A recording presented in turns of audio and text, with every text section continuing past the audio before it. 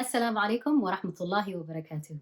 Kusoo dhawaada channelkeena iyo barnaamijkeena aynu ka hadlayno waxyaabaha caafimaadkeena ku saabsan. Waxaa la yidhahdaa Dr. Samiira Xasan. Maanta waxaan jeclaystay inaan idinka sheekeeyo ama idinkala hadlo tallaalka fluga ama flu vaccination. Qof baa isoo weydiiyey su'aalo fara badan oo ku saabsan tallaalkan, weliba khaas ahaan waalidiinta ciyaalka yaryar iyo dadka waayeelkaba ah. Marka ugu horreysa tallaalada maxaaba lagu falaa? Sideedaba tallaaladu waxay yareeyaan faafitaanka cudurro fara badan sida teetanada ah iyo furuq iyo polio. Waxayna shakhsi ahaan kaa ilaaliyaan inuu kaaga sii daro ama xanuunada ugu khatarta ah inuu kugu dhaco. Qaarkoodna waxay ilaaliyaan ama kaa difaacaan inuu astaamaha xanuunku uu kaaga sii daro si ay u sahlaan xanuunku hadduu uu kugu dhaco. Marka tallaalku wuxuu kugu duraa virus ama bacteria oo la daciifiyey ama qaybo yaryar ka mid ah viruskaas ama bakteeriyadaas. Jirkaagu wuxuu u qaadanayaa xanuunkii dhabta ahaa. Markaas difaaca jirka ayaa samayn doona unugyada difaaca oo la yiraahdo antibodies. Unugyadaas ayaa ku dhegaya oo calaamadinaya viruska ama bakteeriyada si uu jirkaagu u dilo.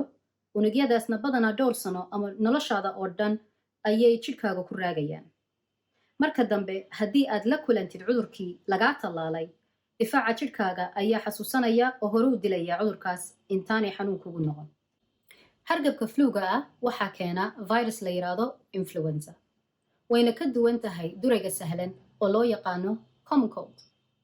Sanad walba viruskan influenza noocyadiisa ayaa isbedelaysa.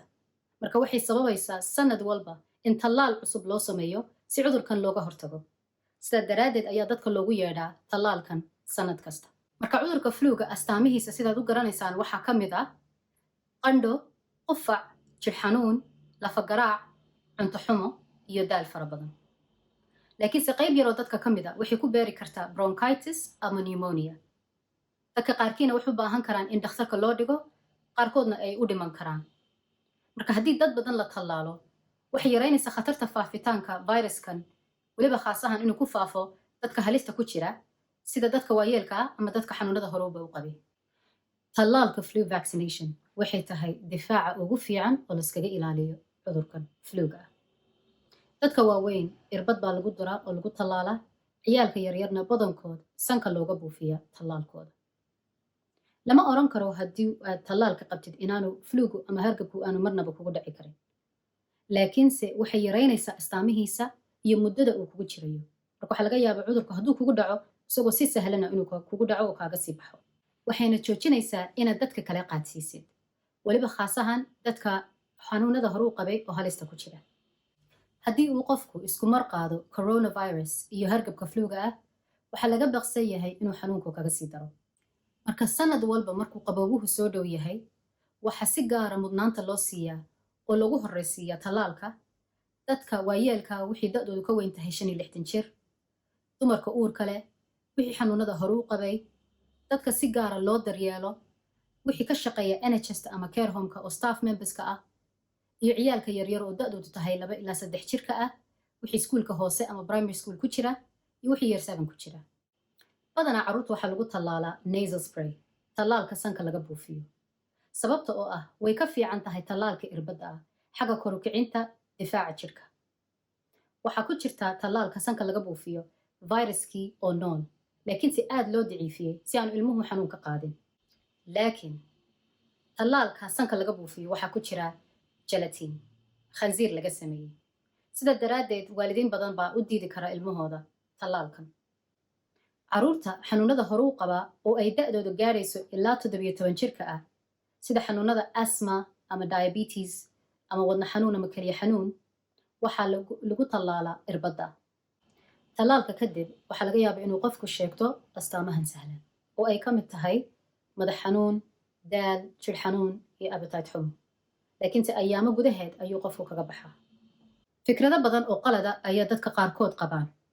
Tallaalku qasab maaha. Lagugu qasbi kari maayo. Intaan adiga ama ilmahaagaba la tallaalin, ogolaanshaa lagu weydiinaya. Marka labaad, tallaalku kuma siin karo xanuunka fluga ah. Waayo waxaa laga sameeyey viruskii oo la daciifiyey ama qaybo yaryar oo ka mid ah viruska oo aan tarmi karin. Marka saddexaadna, kama qaadi kartid qof la tallaalay viruska. Marka afraadna, coronavirus lagugu hoos qarin kari maayo tallaalka fluga ah. dad badan waxay aaminsan yihiin in vaccinationka cusub ama tallaalka cusub oo coronavirus loogu talagalay in dadka lagu qasbayo oo lagu dhex durayo markii tallaalka fluga la siinayo. ma dhici karto, waayo markii ugu horreysa tallaalka coronavirus weli lama samayn oo diyaar ma aha. weli baadhitiinkii iyo cilmi baadhistii baa loogu jira. marka labaad, laba virus oo kala duwan ama laba tallaal oo kala duwan laskuma dhex qasi karo, waayo waxaa laga yaabaa inaan midkoodba shaqayn haddii laisku dhex qaso. marka saddexaadna waa illegal, qaynuunkay dhaafsiisan tahay. waddankeenu joognana qaynuunkaasi lama ogolo in dadka loo hoos qoriyo ama aan ogolaansho la weydiin. marka haddii aad ka warwarsan tahay tallaalkan lagu siinayo ama ilmahaagaba, ama aad su'aalo kaleba qabtid, fadlan gp-gaaga la kaasho oo waxaad kala hadashaa waxyaabaha kale oo idiin furan. waxaan rajaynayaa fideogan in wax badan idinka taray wax fahanka tallaalkan iyo viruska fluga iyo vaccinationkiisaba. marka insha allah waa noo mar kale iyo kulanti dambe. asalaamu calaykum waraxmatullaahi wabarakaatu.